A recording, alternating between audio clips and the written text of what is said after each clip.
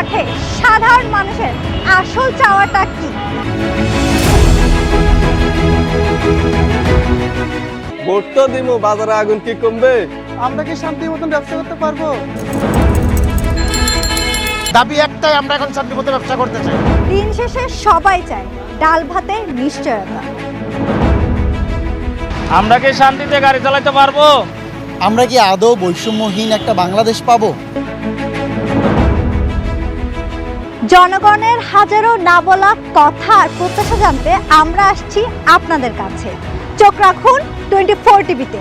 বিশেষ আয়োজন ভোটের পথে জনতা। সাথে আছে আমি নূর আফরিন পপি।